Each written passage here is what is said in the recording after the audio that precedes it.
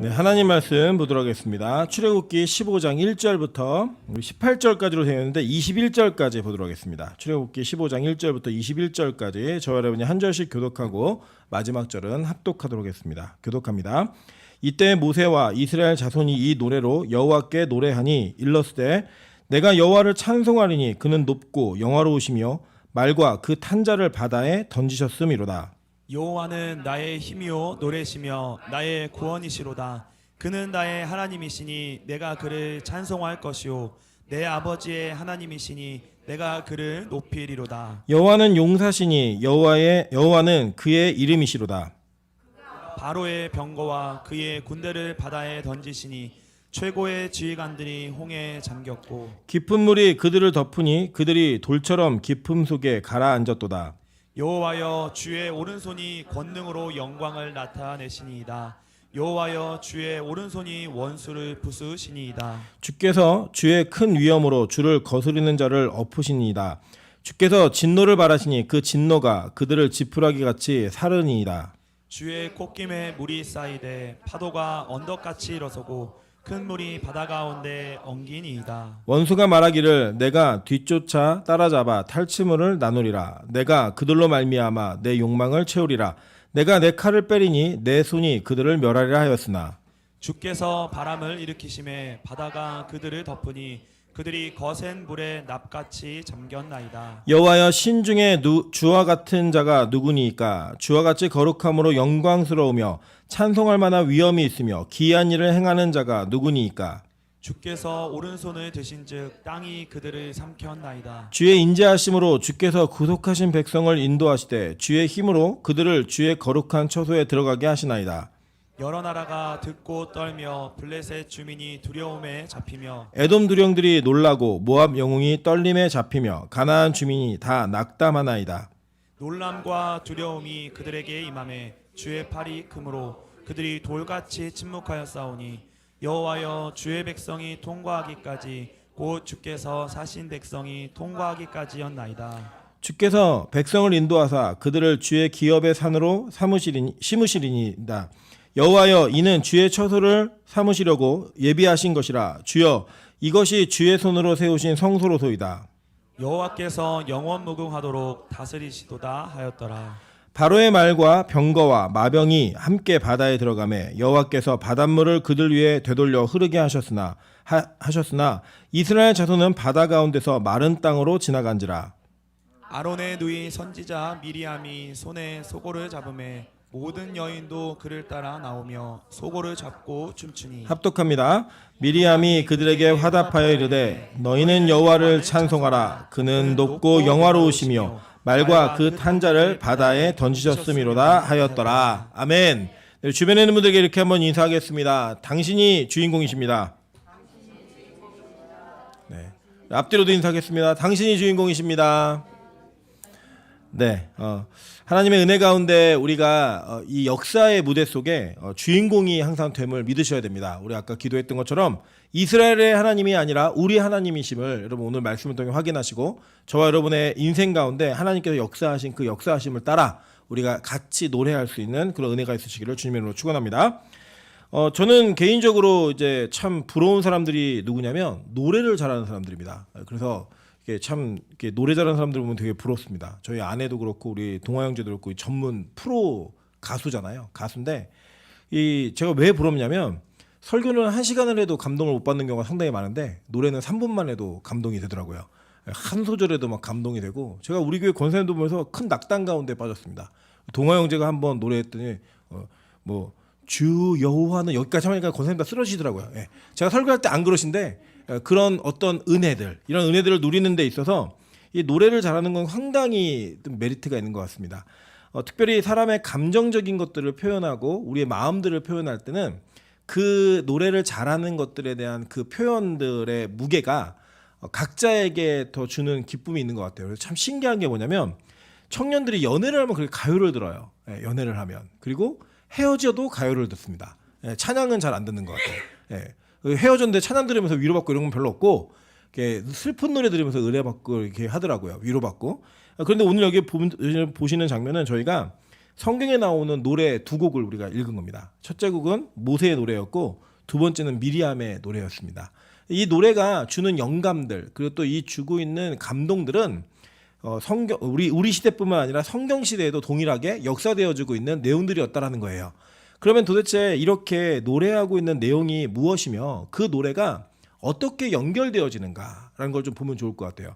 저희 아내가 그 대중음악사라는 강의를 하면서 재밌는 얘기를 많이 하더라고요. 무슨 얘기를 많이 하니까 30년대, 40년대, 50년대부터 쭉 거쳐오는 과정 가운데 노래가 그 시대의 역사를 담고 있고 그 노래를 통해서 그 시대가 어땠는지를 알 수 있다는 거예요. 이 민족이 참 대단한 민족인 게 뭐냐면 6.25 전란 중에도 음반이 나왔습니다. 한국에.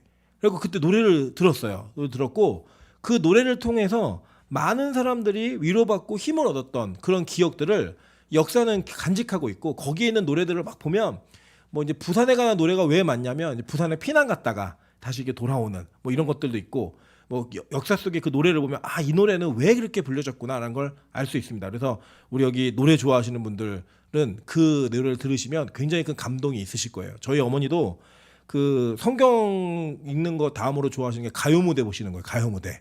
그럼 이제 옛날 노래들 많이 나와서 막 하잖아요. 그러면 참 신기한 게 하늘문에 이렇게 개사해서 부르는 노래들의 대부분이 거기서 막 나와가지고 저도 그 노래를 따라 부를 수 있는 내용들이 참 많이 있더라고요. 뭐 예를 들면 어렸을 때 들었던 것 중에 못 맞춰서 이거 뭔지 아세요? 논개라는 노래입니다. 이제 그 기억이 나거든요. 계속 그런 것들의 기억들이 음악을 통해 한 소절이 우리의 인생에 많은 그 기억도 남게 하고 추억도 남게 하는 그런 내용들이 있다라는 겁니다. 근데 하나님께서는 이것과 같이 시대 속에 모세를 통해서 노래를 지어 부르게 하셨고 그 노래를 지어 부르게 하시는 데 있어서 영감적인 환경들을 주셨습니다. 먼저 오늘 여러분이 읽으신 이 출애굽기 15장의 노래는요. 창세기 14장을 기준으로 하고 있는 노래입니다. 그 내용이 뭔가 요약해서 보겠습니다. 출애굽기 14장 27절부터 31절입니다. 모세가 곧 손을 바다 위로 내밀매 새벽이 되어 바다의 힘이 회복된지라 애굽 사람들이 물을 거슬러 도망하나 여호와께서 애굽 사람들을 바다 가운데 엎으시니 물이 다시 흘러 병거들과 기병들을 덮되 그들의 뒤를 따라 바다에 들어간 바로의 군대는 다 덮으니 하나도 남지 아니하였더라. 그러나 이스라엘 자손은 바다 가운데를 육지로 행하였고 물이 좌우의 벽이 되었더라. 그날에 여호와께서 이같이 이스라엘을 애굽 사람의 손에서 구원하시매 이스라엘이 바닷가에서 애굽 사람들이 죽어 있는 것을 보았더라. 이스라엘이 여호와께서 애굽 사람들에게 행하신 그 큰 능력을 보았으므로 백성이 여호와를 경외하며 여호와와 그 종 모세를 믿었더라라고 얘기해요. 그러니까 이 끝에 노래를 부른 거예요. 그러니까 이 노래는 하나님께서 이스라엘 백성을 죽음의 바다에서 건지신 그 바다 가운데에서 사는 자와 죽는 자를 구분하는 것들을 눈앞에서 본 거예요. 우리는 산자가 되었는데 자신들을 죽이려 했던 자들은 다 시체가 되어서 바다에 둥둥 떠 있는 모습을 보면서 부른 노래가 바로 이 노래라는 겁니다. 여러분 그러니까 이 노래는 뭐냐? 하나님께서 우리를 어떻게 구원하셨는가를 찬양하는 노래의 내용이고 그 구원하신 하나님이 어떤 분이신가를 노래하는 내용으로 그 가사의 내용이 이루어져 있다는 겁니다. 실제로 하나님께서는 모세에게 간간히 이것을 노래로 만들어서 그들에게 부르게 하라라는 명령을 하십니다. 그 내용 한번 볼게요. 신명기 31장 20절부터 22절입니다.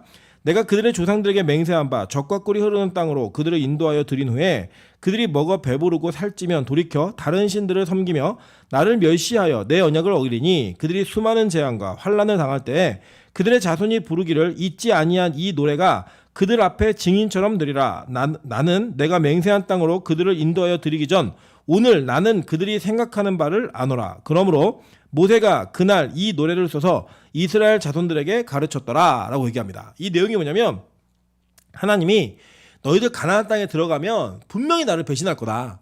그때 너희들 배신해갖고 너희들이 고통을 받으면 하나님이 없다. 우리 중에 안 계시다. 이렇게 얘기할 건데 그게 아니라 니들이 배반했기 때문에 이런 일을 당하는 거야. 라고 하는 그 내용을 노래로 만들어서 증거가 되게 하라는 거예요. 그러니까 이스라엘 백성들이 배신할 줄 아셨다 모르셨다. 아셨다. 그래서 그거를 빼박의 증거, 빼박이라는 단어가 표준어 아니죠. 빼지 못할 증거가 확실한 증거가 되는 그 노래를 지어서 부르게 한 거예요. 우리가 여호와를 떠났기 때문에 여호와께서 우리에게 진노하시고 벌을 내리신 거야. 이 내용을 노래로 만들어서 부르게 함으로써 하나님이 없기 때문에 이런 일이 일어난 거야. 그런 얘기 못하게 아예 그들의 입을 막아버리신 거예요. 이것은 뭐냐? 하나님이요 확실한 증거로서 그들에게 노래를 주심으로 그들이 다른 변명을 하지 못하게 만드셨다는 겁니다. 그런데 이것에 대한 내용이 계시록에 그대로 기록되는 걸 보게 됩니다. 우리 계시록 이 내용들을 배웠었는데 다시 한번 좀 돌이켜 보도록 할게요. 계시록 15장 1절부터 4절입니다. 또 하늘에 크고 이상한 다른 이적을 보매 일곱 천사가 일곱 재앙을 가졌으니 곧 마지막 재앙이라. 하나님의 진노가 이것으로 마치리로다. 그러니까 최후의 심판을 얘기하면서 뭐라고 얘기하나 보니까, 또 내가 보니 불이 섞인 유리바다 같은 것이 있고 짐승과 그의 우상과 그의 이름의 수를 이기고 벗어난 자들이 유리바다가에 서서 하나님의 검은 고를 가지고 하나님의 종 모세의 노래 어린 양의 노래를 불러 이르되 주 하나님 곧 전능하신 이시여 하시는 일이 크고 놀라우시도다. 만국의 왕이시여 주의 길이 의롭고 참되시도다. 주여 누가 주의 이름을 두려워하지 아니하며 영화롭게 하지 아니하오리이까 오직 주만 거룩하시니이다. 주의 의로우신 일이 나타났음에 만국이 와서 주께 경배하리이다 라고 얘기해요. 자, 계시록에 사도 요한이 계시를 봤는데 일곱 재앙의 마지막 재앙을 본 거예요. 그러니까 이 마지막 재앙으로 끝난다는 거예요. 그러니까 이 종말의 마지막 재앙 때 그 내용을 보면서, 그 내용을 보니까 내용이 뭐냐면 유리바다 위에 서서 사람들이 검은 고를 가지고 하나님의 종 모세의 노래를 하더라는 거예요.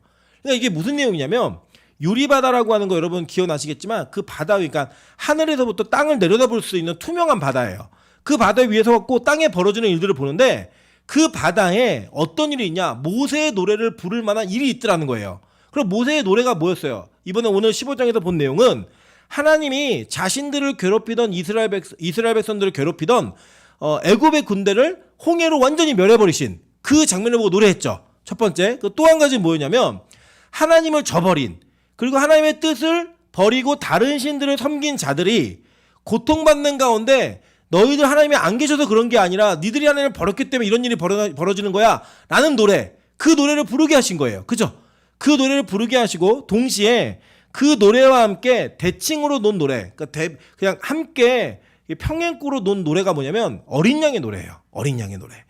이 노래를 부르게 했다라는 거예요. 부른다는 거예요. 백성들이 마지막에 종말 때. 그러니까 잘 보세요. 지금 이 모세의 노래는 마지막 종말에 우리가 부를 노래와 동일한 노래라는 거고, 이 노래가 1절과 2절이라면 1절은 모세 시대 홍해바다 가운데서 불려졌고 2절은 마지막 종말 때 어린 양을 부름으로써 그 노래가 완성되어지는 노래가 된다라는 겁니다. 즉 하나님의 계시와 하나님의 역사는 이미 종말 때 어떤 일이 벌어질까를 결정해 놓으셨고, 그 결정해 놓으신 사건들을 이스라엘 역사 가운데 드러내시면서 이 결정되어진 내용의 모티브가 되는 것들을 그대로 가지고 와가지고 이 모세가 노래를 부르게 하셨다라는 거예요. 자, 그러니까 하나님의 의도 속에서는 계시록에 있는 노래가 완성된 노래인 거예요. 그죠? 그리고 이 완성된 노래를 부르게 하기 위해서 이스라엘 역사 가운데 그 사건을 주신 게 바로 홍해의 사건이었고, 그 홍해의 사건 끝에 이 노래를 부름으로 말미암아 이 두 가지의 노래가 합쳐지게, 그래서 동일하게 포개지도록 이 노래를 부르게 하셨다는 겁니다.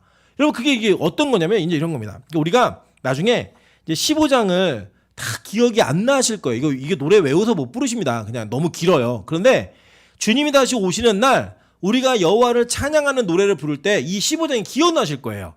아, 하나님이 이렇게 그 노래를 부르게 했던 모세의 노래가 나의 노래가 되었구나. 그리고 그 노래의 화답한 답가라고 얘기하죠. 그러니까 우리가 누가 이렇게 노래를 불러주면 세레모니를 하면은 답가를 하잖아요. 그 답가를 하는 그 답가가 미리암의 노래였던 거예요. 미리암의 노래.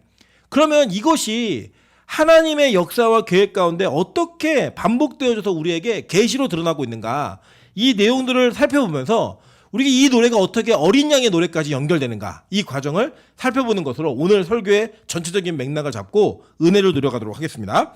자, 그런데 그러니까 미리암이 뭐라고 대답했냐면 출애굽기 15장 19절부터 21절이에요. 바로의 말과 병거와 마병이 함께 바다에 들어가매 여호와께서 바닷물을 그들 위에 되돌려 흐르게 하셨으나 이스라엘 자손은 바다 가운데서 마른 땅으로 지나간지라. 아론의 누이 선지자 미리암이 손에 소고를 잡으매 모든 여인도 그를 따라 나오며 소고를 잡고 춤추니 미리암이 그들에게 화답하여 이르되 너희는 여호와를 찬송하라. 그는 높고 영화로우시며 말과 그 탄자를 바다에 던지셨음이로다 하였더라 라고 얘기해요. 그러니까 모세가 한 노래를 미리암이 받아서 노래하는 거예요. 계속 이어가지고. 왜 우리 옛날에 그 시조 대회 하면은 시를 갖다가 읊으면 다 웃고 이렇게 하는 것처럼 서로 주고받는 노래를 부른 건데, 이 미리암이 여러분 잘 아시는 것처럼 히브리어인 미리암을 헬라어로 고치면 마리아예요.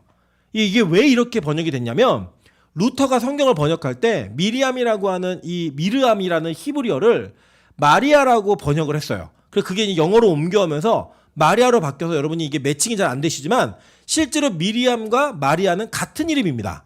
그래서 여러분 예를 들어 그 우리 메리 있잖아요. 영어의 메리. 메리가 이게 미리암이고 마리아예요. 그래서 되는 겁니다. 그렇게 연결되어지는 거 영어 이름으로. 근데 우리나라의 마리는 그 마리는 아닐 거예요 아마. 근데 어쨌든 간에 이렇게 이어지는 이름의 연속성 속에 마리아의 노래가 예수 그리스도의 탄생 가운데 나타나더라는 거예요. 자, 그게 뭐냐면, 이게 재밌는 게 뭐냐면 마리아하고 엘리사벳하고 같이 서로 노래하는 장면이 나와요. 성경에, 누가복음에. 근데 이 엘리사벳은 누구냐면, 여러분 얼마 전에 그 서거한 엘리자베스 아시죠? 엘리자베스 여왕. 그게 이제 그 엘리사벳의 영어식 이름입니다. 근데 이 엘리사벳의 영어식 이름이 그 엘리사벳이 히브리어로 바꾸면 뭐냐면 엘리세바예요. 엘리세바. 그러니까 히브리어로는 엘리세바, 헬라어로는 엘리사벳, 영어로는 엘리자베스. 이렇게 이어지는 거예요. 그러니까 그 이름이 똑같은 이름입니다. 근데 이 엘리세바가 구약에 나타나는데 그게 누구냐면 아론의 부인이에요. 아론의 부인. 자, 볼게요. 출애굽기 6장 23절입니다. 아론은 암미나답의 딸 나손의 누이 엘리세바를 아내로 맞이하였고 그는 나답과 아비후와 엘르아살과 이다말을 낳았으며 라고 얘기해요. 자, 여기 보시면 여러분이 나답, 아비후, 엘르아살, 이다말 이 누군지 아시겠어요? 아론의 아들들은 대제사장의 족보에 포함되어지는 족보들인 거예요. 그들의 어머니가 누구예요? 엘리세바. 그러니까 헬라어로는 엘리사벳, 영어로는 엘리자베스. 이 사람이 지금 시집을 온 거예요. 그럼 이 사람은 누구냐? 암미나답, 나손. 이 사람은 유다 지파입니다. 그러니까 유다 지파하고 레위 지파가 결혼을 해가지고 대제사장이 나온 거예요. 이해되셨죠? 그러니까 이제 이 족보가 이 엘리사벳과 그러니까 엘리세바와 엘리사벳이 같은 이름이다라고 얘기하고, 지금 신약으로 쭉 내려오면 잘 기억해 보세요. 마리아는 누구의 자손이에요? 마리아. 그러니까 예수님의 어머님 마리아는 누구의 자손이에요? 그 찍어보세요. 그냥 잘 아시는 이름, 성경에 제일 많이 나오는 이름. 예? 마리아도 다윗의 자손이에요. 예. 그러니까 이 마리아의 족보와 요셉의 족보가 어디서 갈라지냐면, 요셉의 족보는 예수님의 아버지 요셉의 족보는요, 솔로몬이 그 족보를 쭉 이어가요. 그러니까 다윗의 아들인 솔로몬으로 이어오고, 마리아의 족보는 다윗의 아들인 나단의 족보로 이어와요. 그러니까 이게 똑같은 족보예요. 이렇게. 그 족보인데 이 마리아하고 엘리사벳은 무슨 관계예요? 예? 그러니까 신약에 나오는 엘리사벳 누구냐? 세례 요한의 엄마예요. 사촌 관계, 친족 관계.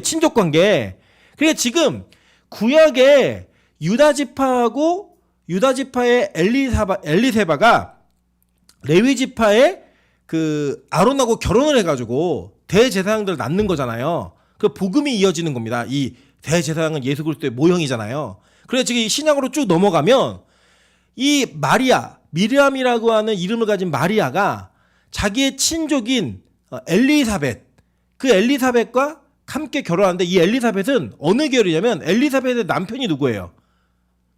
사가랴 뭐 하는 사람이에요? 제사장이었잖아요. 그러니까 이 유다 지파하고 레위 지파하고 또 친족 관계에서 한쪽에서는 누가 나와요? 세례 요한이 나오고, 엘리사벳에게 세례 요한이 나오고, 마리아에게는 예수 그리스도가 탄생하는 거예요. 여러분 이게 뭐가 지금 매칭이 안 되시죠? 잘. 자, 보시면, 자 보세요. 이게 족보를 그려드리면 참 좋은데, 자, 지금 구약에서는 유다 지파의 엘리세바가 레위 지파로 시집을 가가지고 복음의 모형을 이어내는, 그리스도의 모형을 이어내는 거예요. 아들들을 낳아가지고 대제사장이 이어지니까. 근데 이게 신약으로 쭉 넘어와서 매칭이 누구랑 되냐면 마리아하고 엘리사벳, 이름이 똑같잖아요. 미리암과 엘리세바, 그 이름이 합쳐져가지고 지금 레위 지파와 유다 지파가 다시 이렇게 교제하는 과정을 통하여서 서로 노래를 주고받는 장면이 나오는 거예요, 지금. 그러니까 지금 이 내용은 구약에 그냥 있었던 사건을 신약에 그대로 이렇게 오버랩 시키면서 그 노래가 어떻게 이어지는지를 소개하고 있는 거예요, 우리에게. 이해되세요, 여기까지? 자, 그래서 지금 이 노래를 합니다. 어떻게 노래를 하냐면 잘 계속 볼게요. 누가복음 1장 5절에 보니까요. 유대왕 헤롯 때 아비야의 반열에 제사장 한 사람이 있으니 그의 이름은 사가랴고 그의 아내는 아론의 자손이니 이름이 뭐예요? 엘리사벳. 그죠? 아론의 자손이잖아요. 제사장의 계열. 이 엘리사벳이라 얘기해요. 그래서 이제 누가복음 1장 39절부터 45절 보면요. 마리아가 성령으로 잉태를 하고 그가 잉태한 이후에 약 150km 떨어져 있는 엘리사벳에게 갑니다. 가는데 왜 가냐면 이 사가랴하고 엘리사벳은 너무 늙어갖고 아기를 못 낳아요. 그러니까 지금 어떤 입장이냐면 엘리사벳은 그러니까 우리가 이해하기 쉽게 표현을 하면 폐경이 돼서 아이를 낳을 수 없는 몸이에요. 근데 하나님이 그 여인에게 아이를 주셨습니다. 수태고지를 하셔가지고 그게 누구예요? 태어난 애가 세례 요한. 그리고 마리아는 그 많아봐야 10대 후반이에요. 나이가. 그러니까 12살, 10살 요 정도 되는 나이예요. 그런데 성령께서 예수님께서 하나님의 찾아왔고 너 잉태할 거 성령으로 잉태할 거다. 그리고 아기를 가진 거예요, 지금. 그리고 나의 그런 일이 어떻게 있죠? 그러니까 야, 엘리사벳이 아기 가졌잖아. 불가능한 건데 아기를 가졌잖아. 이 얘기를 듣고 지금 교제하러 가는 거예요. 같이. 가는 건 장면을 볼게요. 이때 마리아가 일어나 빨리 산골로 가서 유대 한 동네에 이르러 사가랴의 집에 들어가 엘리사벳에게 문안하니 엘리사벳이 마리아가 문안함을 들음에 아이가 복중에서 뛰노는지라 엘리사벳이 성령의 충만함을 받아 큰 소리로 불러 이르되 여자 중에 내가 복이 있으며 내 태중에 아이도 복이 있도다. 내 주의 어머니가 내게 나오니 이 어찌된 일이가 보라 내 문안하는 소리가 내 귀에 들릴 때에 아이가 내 복중에서 기쁨으로 뛰놀았도다. 주께서 하신 말씀이 반드시 이루어지리라고 믿은 그 여자에게 복이 있도다. 노래하는 거예요, 지금. 그 노래하는 내용이 뭐냐면, 자, 보세요. 여기 아주 재밌는 문구가 나오는데, 이 엘리사벳이 마리아에게 내 주의 어머니라고 얘기해요. 제가 아까 나이를 말씀드렸죠. 엘리사벳은 폐경이 되는 나이. 그리고 마리아는 이제 10대 그 처녀예요. 그런데 이 엘리사벳이 마리아에게 뭐라고 얘기하냐면, 내 주의 어머니다라고 얘기하는 거예요. 그러니까 지금 엘리사벳은 마리아의 태중에 있는 아이가 어떤 아이인지 알았어요, 몰랐어요? 안 거예요. 뭘로요? 성령으로. 믿음으로 안 거예요. 그래서 그 아이의 탄생을 노래하는 거예요. 복이 있도다, 복이 있도다. 왜요? 이 아이가 장차 철장으로 이 땅을 다스리고 이 땅의 종말과 심판을 완성시킬 예수 그리스도라는 걸 알았어요, 몰랐어요? 안 거라고요.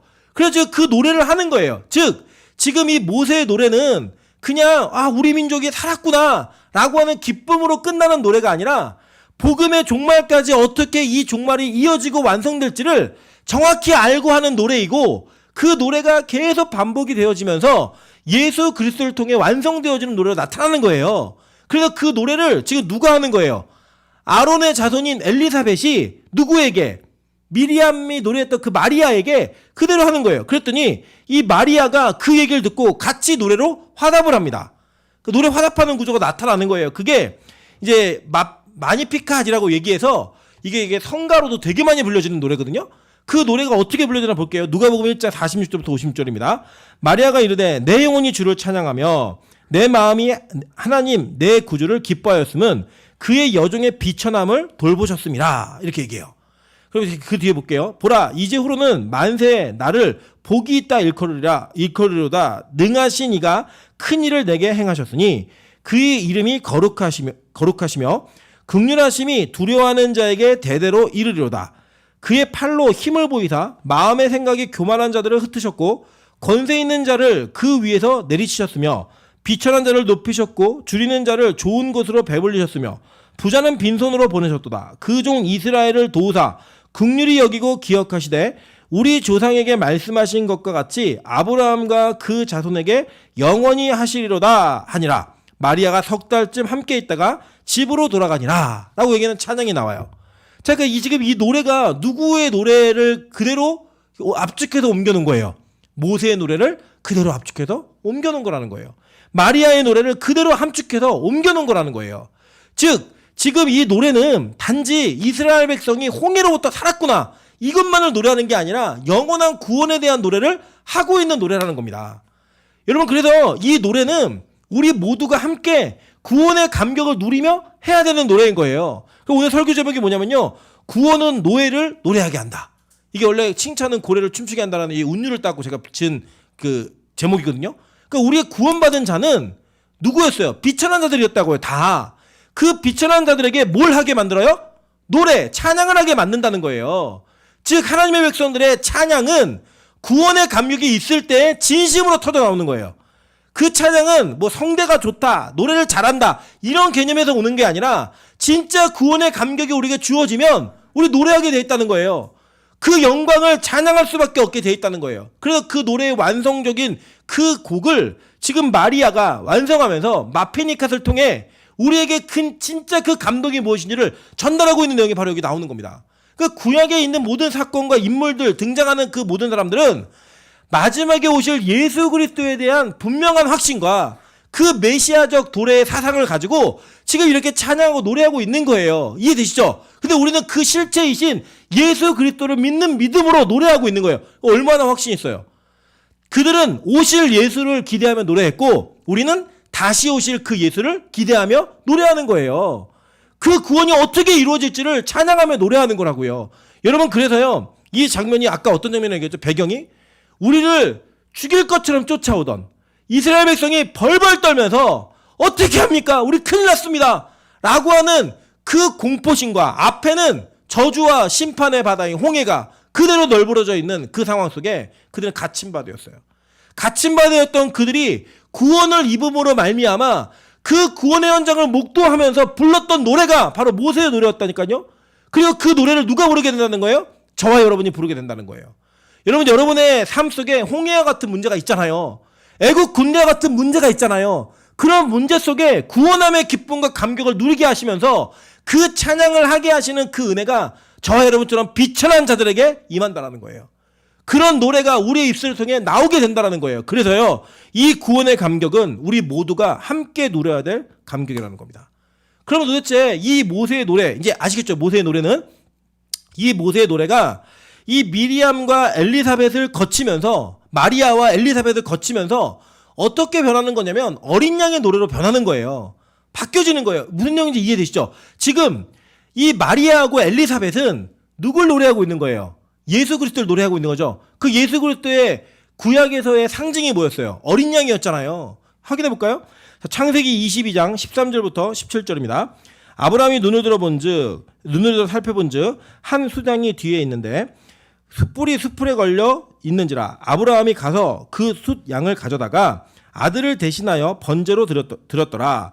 아브라함이 그 땅 이름을 여호와 이레라 하였으므로 오늘날까지 사람들이 이르기를 여호와의 산에서 준비되리라 하더라. 여호와의 사자가 하늘에서부터 두 번째 아브라함을 불러 이르시되 여호와께서 이르시기를 내가 나를 가리켜 맹세하오니 내가 이같이 행하여 내 아들 내 독자도 아끼지 아니하였은즉 내가 내게 큰 복을 주고 내 씨가 크게 번성하여 하늘의 별과 같고 바닷가의 모래와 같게 하리니 내 씨가 그 대적의 성문을 차지하리라 라고 얘기해요. 여기서 숫 양으로 나오는데 이 전에 아브라함과 이삭이 대화를 합니다. 아버지, 번제를 드릴 나무는 다 준비가 됐는데 어린 양은 어디 있어요? 이게 물어요. 그때 아브라함이 뭐라고 얘기냐면 어린 양은 하나님이 준비해 놓으셨어 라고 얘기했고 그 어린 양이 바로 여기 나오는 숫양이에요. 이 숫양이 그 어린 양으로 드려지는 거예요. 그러면서 뭐라고 얘기하냐, 여호와 이레라는 단어는 우리 가운데 뭐 필요한 거, 내가 너무 배고팠는데 누가 뭐 밥을 사주는 이르기 여호와 이레가 아니라 우리를 대신해서 죽을 그 예수 그리스도를 그대로 모형하고 있는 거예요. 그게 하나님이 이렇게 얘기하신 거예요. 네가 네 독자도 아끼지 않았지? 나도 내 독자를 아끼지 않을게. 그 뭐예요? 예수 그리스도인 거예요. 그래서 그 어린 양을 우리에게 주심으로 말미암아 우리가 죽어야 되는데 대신 예수 그리스도의 죽음으로 말미암아 우리가 사는 자가 된다라는 그 노래를 아브라함으로부터 끌어내시겠다는 거예요. 그리고 그들의 후예들, 믿음의 후예들에게 동일한 고백을 받으시겠다라는 거예요. 그렇게 오신 분이 누구예요? 예수 그리스도인 거예요. 그러니까 예수 그리스도는 갑자기 뚝 떨어진 분이 아니라 하나님께서 미리 창조 때부터, 태초부터, 그 이전 영원부터 계획하시고 준비하신 하나님이 그 하나님의 스스로를 들이심으로 말미암아 우리를 구원하시겠다는 철저한 의지와 그 역할을 미리 정해놓으신 거예요. 그리고 여호와 이레를 찬양하게 하신 거고요. 그래서 이 어린 양의 노래가 뭐예요? 여호와 이레. 이게 그 찬양이에요. 여호와 이레라고 하는 그 고백이 그 예수 그리스도를 찬양하는 찬양의 내용이라고 성경을 가르치고 있는 겁니다. 그리고 모세에게는 이 어린 양이 어떻게 드러나 볼까요? 출애굽기 12장 1절부터 7절입니다.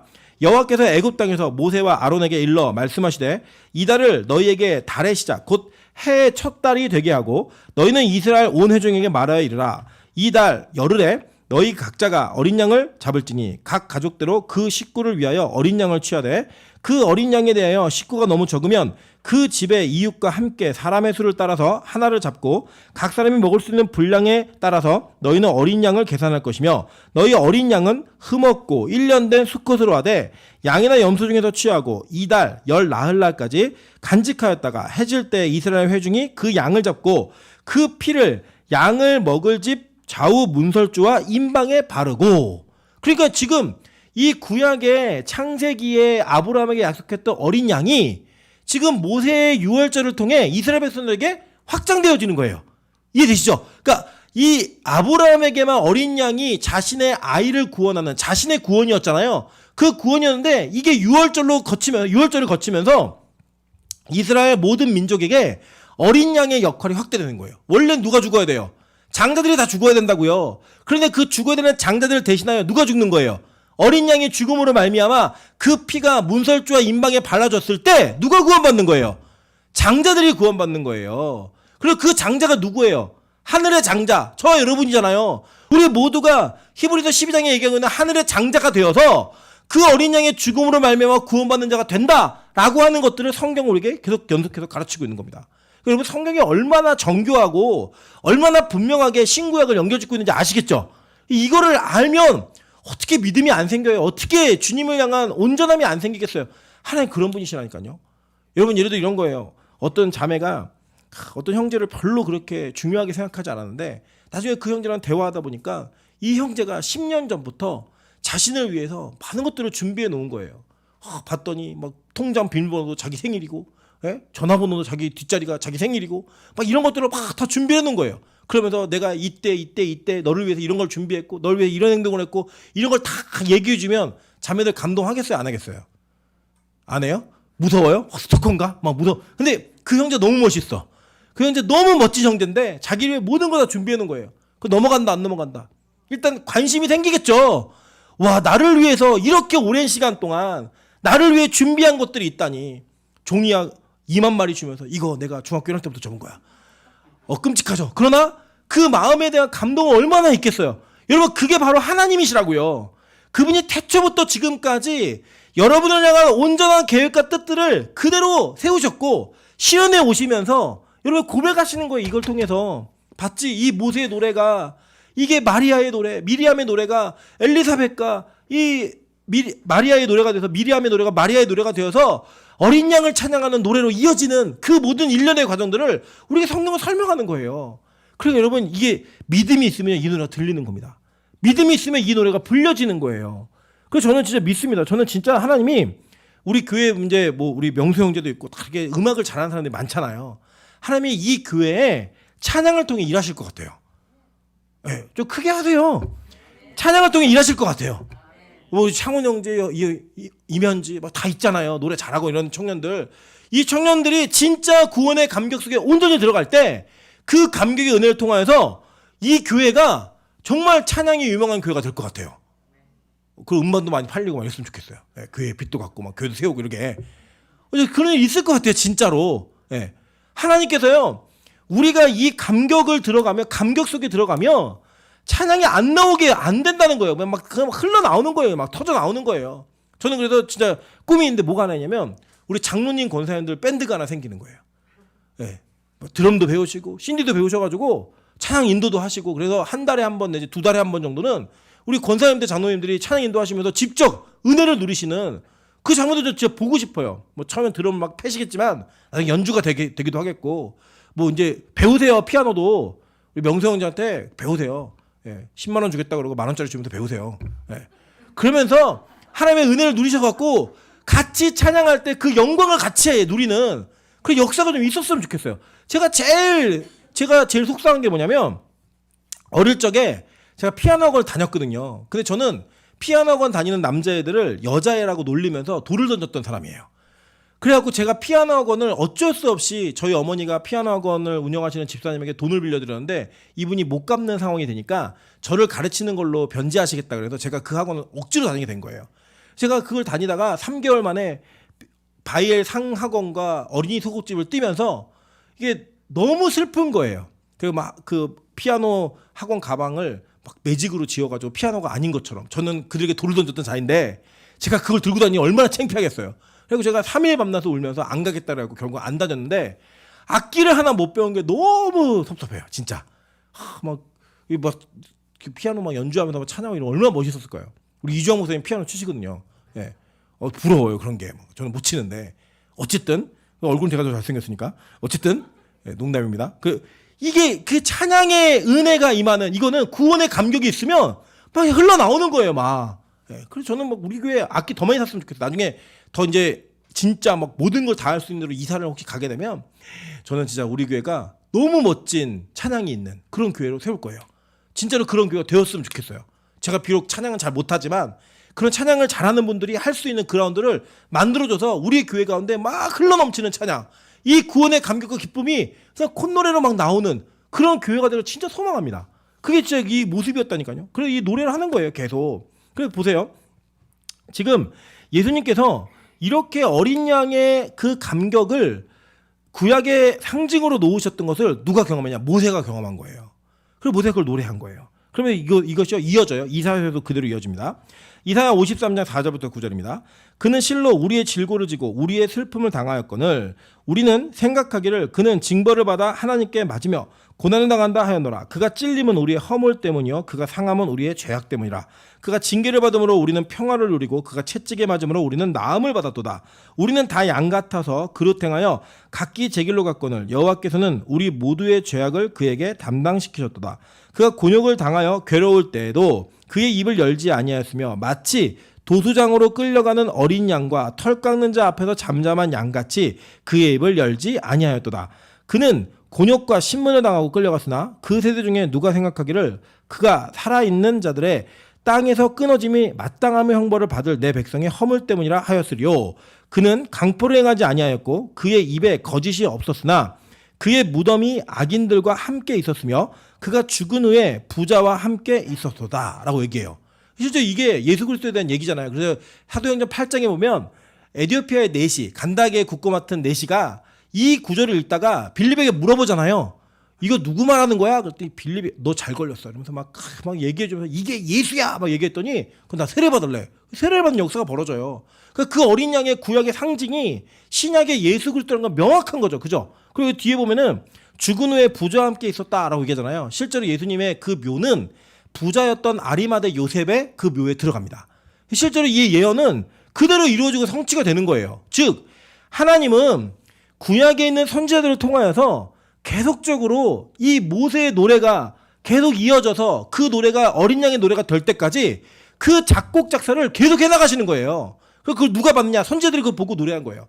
선지자들이 그걸 보고 하나님께 찬양을 영광을 돌리면서 하나님 말씀을 기록한 겁니다. 그게 뭐예요? 시편에도 나오고 이사야에도 다 나오잖아요. 나오는 모든 내용들을 통하여 하나님은 그렇게 선지자들을 사용하셨다라는 거예요. 여러분 잘 보세요. 계속 보면요. 요한이 세례 요한이에요. 이거는 세례 요한이 이렇게 얘기합니다. 요한복음 1장 29절부터 31절입니다. 이튿날 요한이 예수께서 자기에게 나오심을 보고 이르되 보라 세상 죄를 지고 가는 하나님의 어린 양이로다. 내가 전에 말하였기를 내 뒤에 오는 사람이 있는데 나보다 앞선 것은 그가 나보다 먼저 계심이라 한 것이 이 사람을 가리킴이라. 나도 그를 알지 못하였으나 내가 와서 물로 세례를 베푸는 것을 그를 이스라엘에 나타내려 함이라 하니라 라고 얘기해요. 여러분 세례 요한이요 예수님의 사촌 형이에요. 친족인 형이에요. 6개월 먼저 태어났어요. 그러니까 이 세례 요한도 사실은 태어날 수 없는 중에 태어난 사람이잖아요. 이삭처럼 태어난 사람이라고요. 근데 이 세례 요한이 예수님을 얘기하면서 뭐라고 얘기하냐면 세상 죄를 지고 가는 어린 양이다 라고 얘기했고 내 사역은 저를 드러내기 위함이야 라고 얘기하면서 역사의 무장에서 퇴장해버려요. 여러분 그래서요 실제로 베드로 이런 사람들이 다 누구의 제자였냐면 세례 요한의 제자였어요. 근데 이 세례 요한의 제자였던 사람들이 이 얘기를 듣고요 그에게 갑니다. 가니까요 섭섭해야 되잖아요. 어제까지 내 제자였는데 내가 한 말 때문에 그 제자들이 다 예수에게 옮겨가는 거예요. 그럼 우리 인간적으로 어떻게 생각해요? 와, 배신자들. 내 제자였는데 그 말 한마디에 갚버리네? 이런 섭섭함이 있어야 되는데 이 세례 요한은 그분이 누군지 정확히 알았어요. 자기의 역할이 무엇인지도 정확히 알았어요. 그래서 뭘 했냐면요. 자기의 역할은 그분을 소개하는 것으로 끝이다. 이걸 믿은 거예요. 그래서 그는 역사 속에 광야에 외치는 자의 소리로 사라진 거고 그 사라짐을 통하여서 진짜 노래해야 될 대상이 누군지를 보여준 거예요. 여러분, 빛과 소금 교회는 앞으로 어떤 개인이나 어떤 특정하게 뭐 훌륭한 사람이 온다 할지라도 그 사람을 찬양하거나 노래하는 분위기로 교회가 가지 않을 거예요. 여러분, 이 한국 교회 이상한 문화가 있는데 어떤 교회 그러면 그 교회가 교회로서 칭찬받는 게 아니라 특정한 목회자를 스타 목사로 만들어버린 경우가 상당히 많습니다. 그래가지고 그 교회 목사님 그러면 그냥 한국 교회를 대표하는 그리고 그 성도들과 그 성도들의 헌신과 희생을 어떻게 보여주는 게 아니라 오히려 예수 그리스도를 드러내는 게 아니라 그 목사가 예수가 되는 이런 일이 실제 비일비재하게 벌어져요. 저희 합동교단 같은 경우는요. 예수님보다 누가 더 크냐면 칼빈이 더 커요. 그리고 뭐 예수님에 대한 말씀을 연구하는 시간보다 칼빈을 연구하는 시간이 더 많아요. 그리고 칼빈이 위대한 신학자인 거는 맞습니다. 그리고 그의 모든 저서들을 보다 보면요. 야, 어떻게 이런 진리를 깨달을 수 있을까? 뭐 기독교 같은 거 읽으면 정말 기가 막힙니다. 그런데 칼빈이 예수는 아니잖아요. 칼빈도 틀린 게 있었거든요. 잘못된 게 있었다고요. 그럼 그 인간이에요, 그냥. 그리고 그 뒤에 그를 사용하신 하나님, 그를 통해 영광 받으시는 예수 그리스도가 빛나야 되는 거잖아요. 여러분, 그게 우리가 해야 될 역할이라고요. 세례 요한이 예수를 어떻게 노래했는지 아세요? 저는 높아져야 하고 흥하여야 되고 나는 쇠하여야 된다. 이렇게 노래했다고요. 즉 어린 양을 찬양하는 노래에는 누구만 주인공이어야 돼요? 예수 그리스도만 주인공이어야 된다고요. 빛과 소금의 그런 교회여야 됩니다. 예수만이 빛나는 교회여야 돼요. 그래서 우리가 강단에서든 앞에 나와도 뭘 하든 간에 자기가 드러나면 안 돼요. 예수만이 드러나야 돼요. 여러분의 교회에서 어떤 직분을 맡으셨든 간에 여러분의 직분을 맡은 자가 드러나서 안 돼요. 누가 드러나야 돼요? 예수만이 드러나야 된다고요. 오히려 자기가 드러나는 것 같으면 하나님 앞에 회개하고 옷을 찢고 죄를 뿌리더라도 하나님의 영광만이 드러나는 교회가 될 수 있도록 노력해야 된다는 겁니다. 그럼 그래도 이거는 목사를 비롯해 우리 모두가 다 해야 될 일, 다. 여러분 이 일에 힘쓰시는 이 노래를 하시는 저와 여러분 되시기를 주님으로 축원합니다. 그럼 계속 볼게요. 요한복음 1장 35절부터 36절 41절 보겠습니다.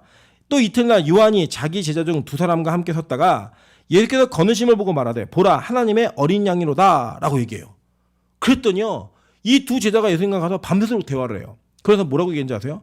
그가 먼저 자기 형제 시몬을 찾아가 말하되 우리가 메시아를 만났다 하고, 메시아는 번역하면 뭐예요? 그리스도라. 우리가 구약에 약속되어진 구약에 노래했던 그 예수를 만나서 구약에 노래했던 그 모세의 노래의 결론인 실제 성취인 예수를 만났어. 그리스도를 만났어. 메시아를 만났어. 이걸 얘기하는 거예요. 여러분 그게 바로 저와 여러분의 고백이어야 된다는 거예요. 그렇지 예수님 만나셨습니까? 만나셨으면요 여러분의 형제에게 우리가 메시아를 만났다고 전해야 돼요. 제가 오늘 1부 때도 오늘 많은 그 할로윈 사태를 보면서 많은 이야기 했는데 진짜 여러분 우리가 그 사건을 보면서 저런 정신 빠진 것들 맞아요. 정신 빠졌어요. 제가 보니까요.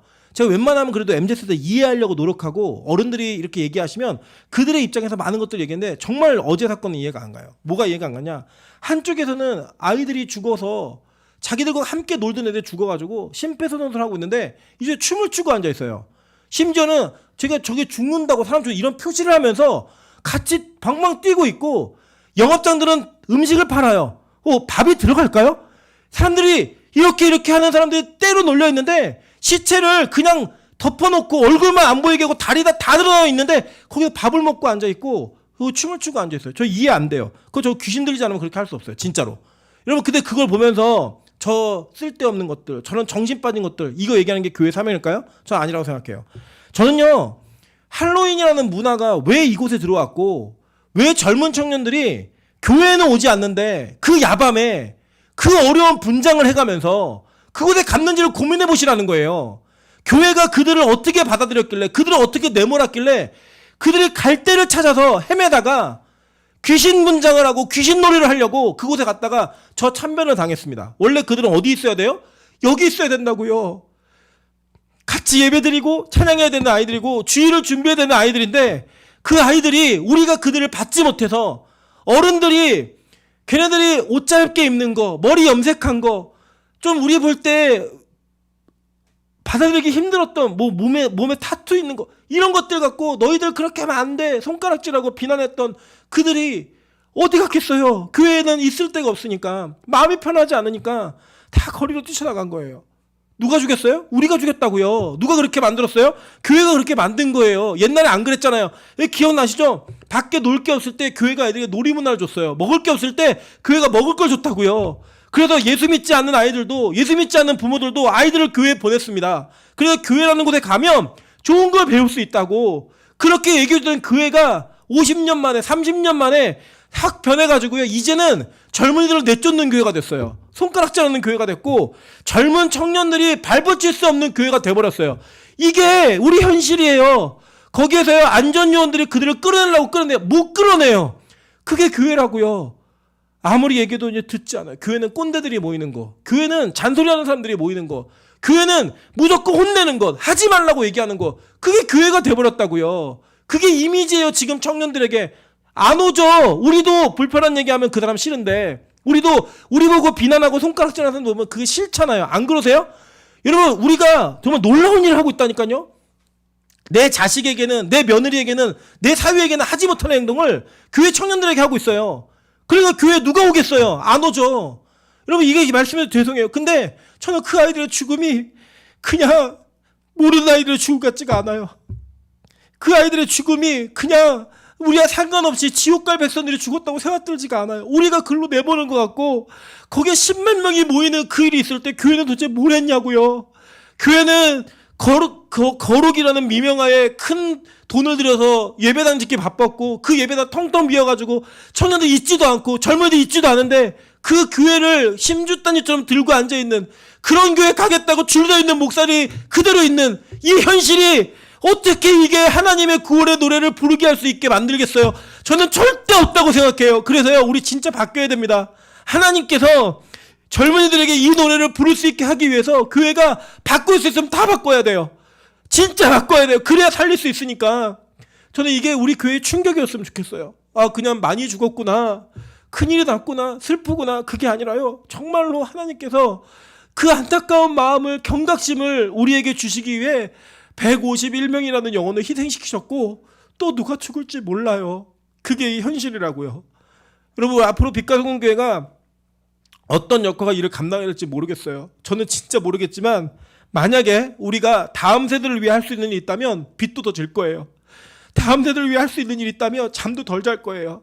다음 세대가 위에 유익하다면 예배도 더 많이 드릴게요. 그래서 하나님이 원하시는 영혼들 살릴 수만 있다면 진짜 하고 싶어요. 기도해 주세요. 그리고 여러분 그런 희생의 마음을 좀 가져주세요. 그래야지 우리가 우리 역할 감당할 수 있잖아요. 저는 평생에 제 단점이기도 하지만 저는 장년 목회 한번 못 해보고 담임 목사가 되었습니다. 저는 평생에 청년들만 생각하면 가슴이 너무 뛰어서 청년들과 함께 밤을 지새고 매일매일을 보내는 게 힘들지 않았던 시기를 보내왔기 때문에 청년들의 죽음이 그냥 지나가는 죽음의 안타까움으로 느껴지지 않고 너무 가슴이 아파요. 진짜로. 하나님이 정말 제가 이만한 가능성만 있다고 한다면, 하나님이 저에 대한 이만한 계획만 있다고 한다면 저 꼭 그렇게 사용받고 싶어요. 우리 교회가 그렇게 사용받았으면 좋겠어요. 하나님께서 우리 교회에 잃어버린 청년들을 다시 보내실 때 하나님 이 교회가 그 아이들을 품을 수 있는 교회가 될 수 있게 도와주십시오. 그 아이들과 함께 구원을 노래하는 모세의 노래가 어린 양의 노래로 이어질 수 있게 만드는 그 노래의 가사를 부르는 아이들로 그들을 세워달라고 기도하셔야 됩니다. 우리 교회 어린아이들이 있잖아요. 아직 유초등부 아이들도 영유치부 아이들도 있는데요. 하나님이 이 아이들에게도 주시는 그 새 생명의 연속성이 우리에게 계속 주어지고 있는데 그게 우리 교회의 가장 큰 기쁨이었으면 좋겠어요. 가장 큰 은혜였으면 좋겠어요. 이번에 태어난 호별이도 앞으로 태어난 하하도 하나님이 주시는 은혜 속에서 우리가 이 모세의 노래를 부르게 하고 어린 양의 노래를 부르게 만드는 그런 교육과 양육을 했으면 좋겠어요. 그리고 기도 많이 해주세요. 우리 수아도 있고 찬소도 있고 사랑이도 있고 하랑이도 있고 리나 니누도 있고 우리 안에 맡겨진 영혼들이 진짜 많잖아요. 이 아이들에게 복음을 정말 가르쳐야 됩니다. 그래서 이 아이들이 하나님의 노래를 부를 수 있게 만들어주는 그런 교회가 전 정말 됐으면 좋겠습니다.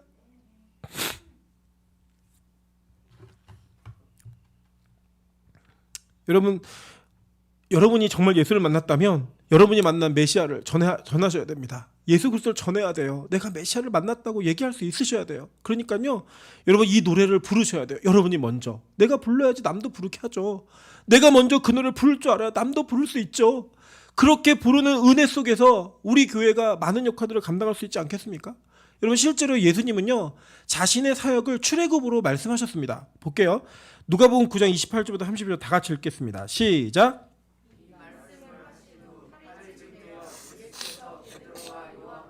보보를 데리고 기도하시러 산에 올라가사 기도하실 모가 변화되고 그 옷이 휘어져 광채가 나더라. 문득 두 사람이 예수와 함께 말하니 이는 모세와 엘리야라. 영광 중에 나타나서 장차 예수께서 예루살렘에서 별세하실 것을 말할세. 이 별세라는 단어가 헬라어로 엑소더스라는 단어입니다. 이게 뭐냐? 출애굽이라는 단어예요. 탈출이라는 단어라고요.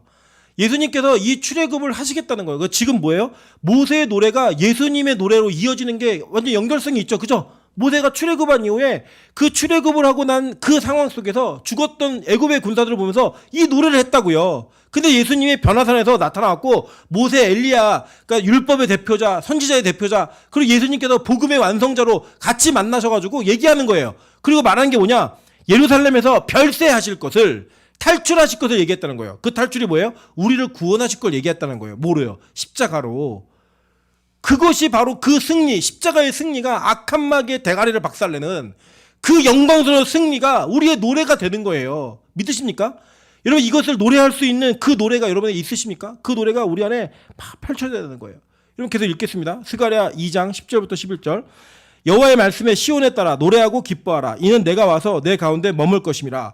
그날에 많은 나라가 여호와께 속하여 내 백성이 될 것이요 나는 내 가운데 머물리라. 내가 만군의 여호와께서 나를 내게 보내신 줄 알리라. 에베소 5장 18절부터 21절입니다. 술 취하지 말라. 이는 방탕한 것이니 오직 성령으로 충만함을 받으라. 시와 찬송과 신령한 노래들로 서로 화답하며 너희의 마음으로 주께 노래하며 찬송하며 범사의 우리 주 예수 그리스도의 이름으로 항상 아버지 하나님께 감사하며 그리스도를 경외함으로 피차 복종하라. 이 노래 하라는 거예요. 술 취하지 말고 방탕하지 말고 성령의 충만함으로 이 노래를 하라는 겁니다. 골로새서 3장 15절부터 17절입니다. 그리스도의 평강이 너희 마음을 주장하게 하라. 너희는 평강을 위하여 한 몸으로 부르심을 받았나니 너희는 또한 감사하는 자가 되라. 그리스도의 말씀이 너희 속에 풍성히 거하여 모든 지혜로 피차 가르치며 권면하고 시와 찬송과 신령한 노래를 부르며 감사하는 마음으로 하나님을 찬양하고 또 무엇을 하든지 말에나 일에나 다 주 예수의 이름으로 하고 그를 힘입어 하나님 아버지께 감사하라. 시와 찬송과 신령한 노래를 부르며 감사하는 마음으로 하나님을 찬양하며. 여러분 그래서 찬양도 좀 크게 하세요. 마스크 썼다고 이제 우리가 이게 습관이 된 게 내가 노래 안 해도 티가 안 나요. 예전에는 마스크를 벗고 있을 때는 노래 안 하면 티가 났잖아요. 찬양할 때 좀 힘차게 하세요. 힘차게. 그리고 우리의 역할이 뭐냐? 구원의 감격이 있으면 찬양이 안 나올 수 없다는 거예요. 안 나올 수 없다는 거예요. 우리 명수 집사가 희원 집사가 찬양해도 할 때만 크게 찬양해요. 안 돼요. 그러면 누가 하든 힘차게 찬양해야 된다고. 힘차게. 특정인을 위해서 하는 게 아니라 하나님께 찬양하는 거예요. 하나님께. 물론 그 신혼의 달콤함은 부럽지만 우리 모두가 누가 서든 간에 이거 하나님 찬양하는 거야. 하나님께 영광 돌리는 거지. 그 찬양을 힘차게 해야 된다는 거예요. 여러분 혹시 찬양의 은사가 있으시고 찬양에 대한 하나님께서 은혜를 주셨는데 썩히고 있는 분들, 여러분 정신 차리세요. 여러분의 그 주신 은혜는 아무에게나 주신 게 아니라고요. 구원받은 자만, 우리가 죄의 노예였던 자들에게 노래를 하게 만드는 거예요. 노래를 하게. 얼마나 큰 감격인지 아세요? 여러분 저는요, 저희 아내가 음악을 계속하고 있고 그 관련해 종사하고 있지만 저는 저희 아내를 누구에게 소개할 때 이렇게 얘기해요. CCM 가수입니다. 이렇게 얘기해요. 하나님을 찬양하는 노래하는 자입니다. 이렇게 얘기합니다. 왜요? 저는 그게 제일 자랑스럽거든요. 어떤 음반 활동을 했던 것보다 그게 제일 자랑스럽고요. 저는 꿈이 있어요. 우리 교회 청년들을 구성으로 해서 앨범을 꼭 낼 거예요. 찬양 앨범을. 그리고 그때요, 우리 코러스라도 할 수 있게 연습합시다. 오, 이거라도 뒤에서 하게. 네. 영광, 이거라도 한번 하게. 여러분, 그래서 진짜 사용받기를 소망하세요. 그 감격을 가지고 하나님께 영광으로 시와 찬송과 신령한 노래를 부르며 감사하는 마음을 표현하자고요. 잘하라고는 얘기 안 했잖아요. 못해도 하는 거예요, 그냥. 그런 은혜를 누리는 거죠. 여러분 빌립보서 2장 10절부터 11절입니다. 하늘에 있는 자들과 땅에 있는 자들과 땅 아래에 있는 자들로 모든 무릎을 예수의 이름에 꿇게 하시고 모든 입으로 예수 그리스도를 주라 시인하여 하나님 아버지께 영광을 돌리게 하셨느니라. 이게 어린 양의 노래예요. 이렇게 하게 된다는 거예요. 저는요, 이 홍해를 건너는 사건이 진짜 아까 우리 기도자가 기도한 것처럼 이스라엘에게 있었던 그 역사 속의 사건으로만 마무리되면 그 여러분에게 무슨 의미가 있어요? 무슨 소용이 있어요? 여러분 건진받는 자시잖아요. 믿으세요? 여러분 마귀가 여러분을 종으로 삼고 있다가 죄가 여러분을 노예로 삼고 있다가 여러분 하나님의 은혜로 말미암아 그 생명의 빛을 받고 여러분 출애굽하신 분들이에요. 아멘? 그리고 그 뒤를 따르고 있는 여러분을 다시 잡아가려고 따르고 있는 그 악한 무리를 예수 그리스도가 십자가의 능력으로 박살내 버리셨다고요. 눈앞에서. 그래서 모세의 노래가 우리의 노래인 거예요. 그 모세의 노래를 이어서 여러분 반드시 어린 양의 노래까지 이어지셔야 되는 거예요. 그리고 이 노래를 우리뿐만 아니라 우리 주변에 있는 아직 그 노래를 모르는 자들, 이 노래를 부를 수 없는 자들, 이 노래를 들어보지 못한 자들에게 이 노래를 알려주셔야 돼요. 그래야지만 실제 은혜로 말미암아 우리가 함께 노래할 수 있다는 거예요. 여러분 저는요 다시 한번 우리의 설교 제목을 다시 한번 기억하기를 소망합니다. 구원은 노예를 노래하게 한다. 구원은 노예를 노래하게 한다. 우리 노예였잖아요. 그리고 아직 노예인 애들 있잖아요. 얼마나 이 세상의 노예로 살면 그 저녁에 그 분장을 하고 거기까지 나가서 그 죽음을 당했을까요? 내년이면 사라질까요? 아니요. 저는 내년, 내후년 그 은혜 또 있다고 생각해요. 여러분 이 문화가요 어디까지 갔냐면요. 어린이집에서도 이거를 되게 큰 행사로 합니다. 어린이집에서도요. 지금 우리 아이들에게 이런 게 심어지고 있어요. 그냥 그 죄의 노예로 살고 있어요. 그냥 귀신의 노예가 되는 걸 너무 기뻐하며 행하고 있어요.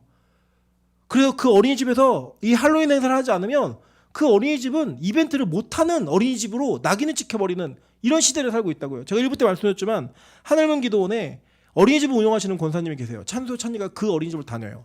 이 어린이집은 할로윈 행사를 하지 않는다고 공식적으로 공개적으로 공지문을 보냅니다. 그거 보낼 때 여러분 믿는 사람들만 상대하는 게 아니잖아요. 어린이집이 안 믿는 부모들이 있고 부모들이 그거 막 기대하잖아요. 우리 아이들 1년에 한번 그 이벤트 때 어떻게 귀엽게 꾸밀까, 어떻게 특이하게 꾸밀까, 그걸 기대하고 있는 그 상황 속에 그거 안 한다고 보내는 게 쉬운 일 같으세요? 절대 쉬운 일 아니에요. 근데 그걸 우리가 해야 된다고요. 왜요? 하나님을 노래하게 하기 위해서, 하나님을 찬양하게 하기 위해서 해야 된다고요. 여러분 직장 생활하면서 하나님을 노래하게 만드는 그 일을 하는 거 쉽지 않아요. 알아요.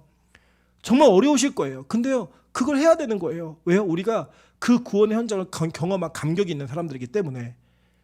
그래서 우리가 그 노예가 노래하게 만드는 그 장면을, 그 영광을 누리시는 거예요. 같이. 저는 우리 빛가서공교회가 같이 노래하는, 함께 합창하는 은혜가 있기를 간절히 소망합니다. 제가 같이 한번 찬양으로 기도하겠습니다. 보라 너희는